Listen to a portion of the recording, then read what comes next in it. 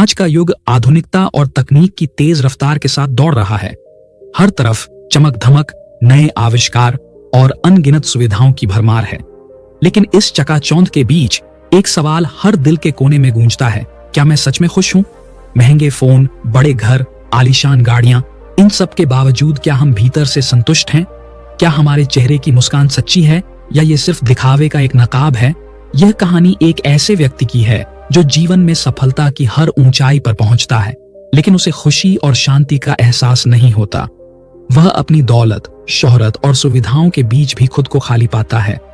बाहरी दुनिया में सुख की तलाश करते हुए उसकी जिंदगी एक ऐसे मोड़ पर आ जाती है जहां उसे यह समझने का मौका मिलता है कि सच्चा सुख कहीं और नहीं बल्कि हमारे भीतर छुपा होता है। जब हम हर सुबह अपने सपनों को पूरा करने की दौड़ में भागते हैं, तो क्या कभी रुककर खुद से पूछा है कि मैं किस चीज के लिए इतना मेहनत कर रहा हूं?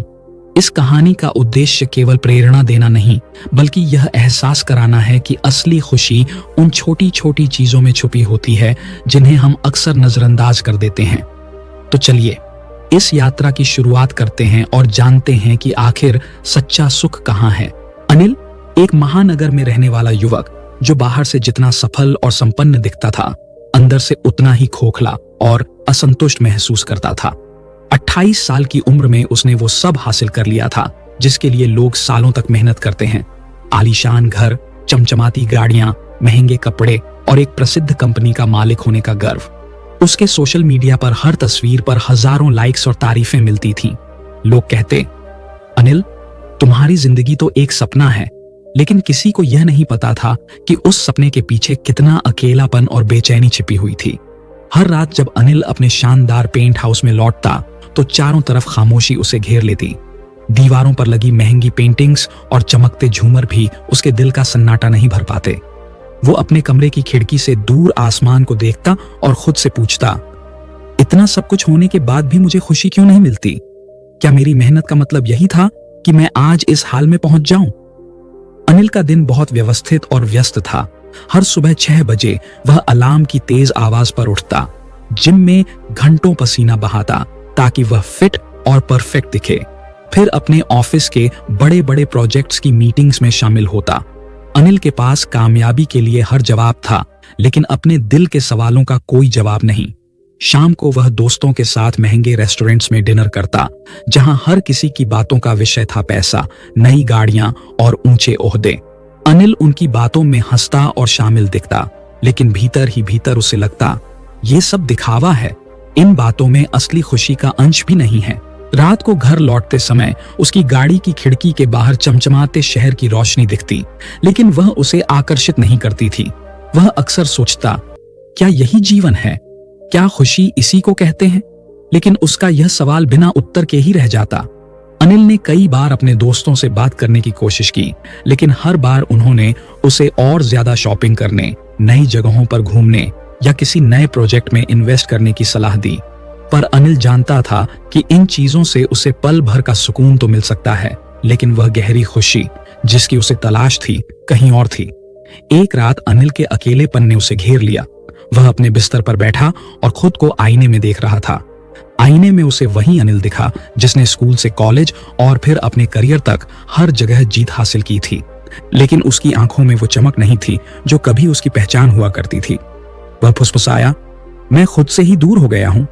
उस रात अनिल ने तय किया कि उसे अपनी जिंदगी को फिर से समझने की जरूरत है। उसे जानना था कि आखिर उसकी असली खुशी कहां है।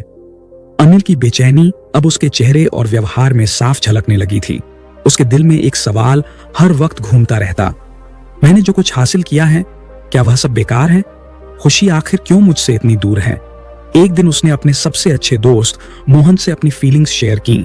उसने कहा, मोहन, मेरे पास सब कुछ है, लेकिन फिर भी ऐसा लगता है जैसे मेरे जीवन में कुछ कमी है। मैं समझ नहीं पा रहा हूं कि मुझे क्या चाहिए। मोहन ने कुछ देर सोचा और मुस्कुराते हुए कहा, यार, तुम बहुत ज्यादा काम कर रहे हो सकता है तुम्हें एक ब्रेक चाहिए। घूमो फिरो, दुनिया देखो। नई जगहों पर जाने से मन को सुकून मिलता है, शायद यही तुम्हें खुश कर दे। अनिल को यह सुझाव ठीक लगा। उसने सोचा कि शायद नई जगहें और अलग अलग अनुभव उसके मन का खालीपन भर सकें। अनिल ने अगले ही हफ्ते यूरोप के लिए फ्लाइट बुक कर ली। उसने इटली के रोम की गलियों में घूमते हुए कोलोसियम की ऐतिहासिक दीवारों को छुआ, पेरिस के एफिल टावर के नीचे खड़े होकर उसकी ऊंचाई को निहारा और स्विट्जरलैंड की बर्फीली वादियों में स्कीइंग का आनंद लिया। महंगे होटलों में रुकना, शानदार रेस्तरां में खाना और लग्जरी कारों में घूमना, हर पल ऐसा लगता जैसे वह किसी सपने को जी रहा हो। लेकिन जब वह अपने होटल के कमरे में लौटता तो वही खामोशी उसे फिर घेर लेती। हर नई जगह पर जाकर उसे बस एक पल का उत्साह मिलता, लेकिन जैसे ही वह पल गुजरता उसका दिल फिर से वही पुराना खालीपन महसूस करने लगता। अनिल ने खुद से कहा, शायद मैं सही जगह नहीं गया, मुझे और नई जगहों की तलाश करनी चाहिए। उसने अपनी यात्राएं बढ़ाई, ग्रीस के सैंटोरिनी द्वीप की सफेद इमारतों में ढलते सूरज को देखा, लंदन में टेम्स नदी के किनारे लंबी सैर की और दुबई के बुर्ज खलीफा से शहर की रोशनी निहारी। लेकिन इन सभी अनुभवों ने उसे बस क्षणिक खुशी दी। उसके भीतर का खालीपन अब भी वैसा ही था, बल्कि और गहरा हो गया था। यात्राओं से लौटने के बाद अनिल ने सोचा, शायद मेरे पास पैसे की कमी है, मुझे और ज्यादा पैसा कमाना चाहिए, शायद पैसा ही मेरी सारी परेशानियों का हल है। उसने अपनी कंपनी को और बड़ा बनाने का फैसला किया। अब उसका दिन और लंबा और व्यस्त हो गया।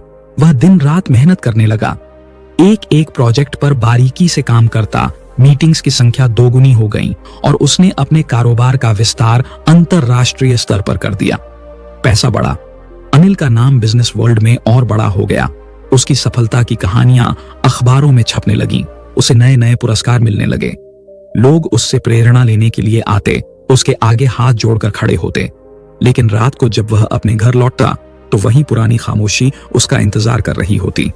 उसकी चमकती ट्रॉफियों की शेल्फ और बढ़ गई थी, लेकिन उसके दिल का खालीपन अब और गहरा हो चुका था। एक रात अनिल अपने ऑफिस से देर रात लौट रहा था।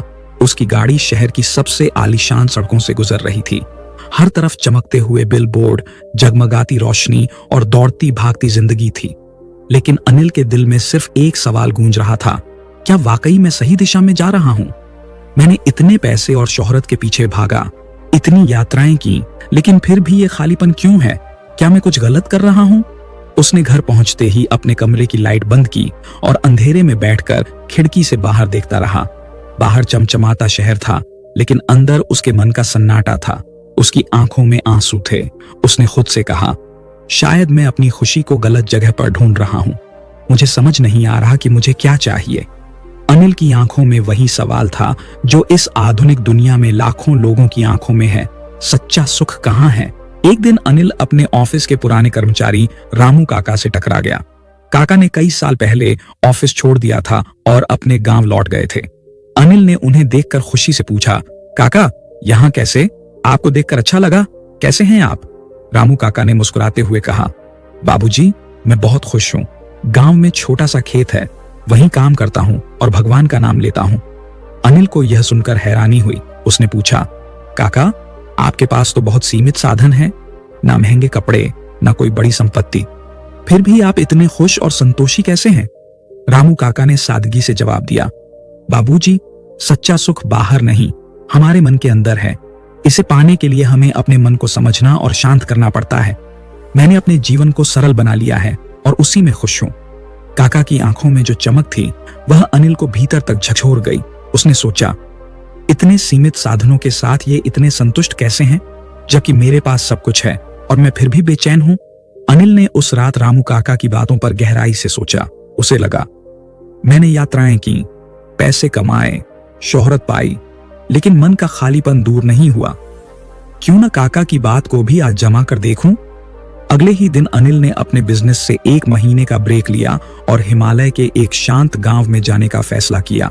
गांव में पहुंचकर उसकी मुलाकात एक वृद्ध संत स्वामी विवेकानंद से हुई। स्वामी जी साधारण कपड़ों में थे, लेकिन उनकी उपस्थिति में एक अद्भुत शांति थी। अनिल ने अपनी बेचैनी और सवाल उनके सामने रखे। स्वामी जी ने मुस्कुराते हुए कहा, बेटा तुमने सच्चाई बाहर ढूंढने की कोशिश की, लेकिन सच्चा सुख भीतर है। उसे पाने के लिए अपने मन के शोर को शांत करना सीखो। अनिल ने संत के निर्देशों का पालन करते हुए गांव में एक साधारण जीवन जीना शुरू किया। गांव का जीवन अनिल के लिए बिल्कुल अलग था।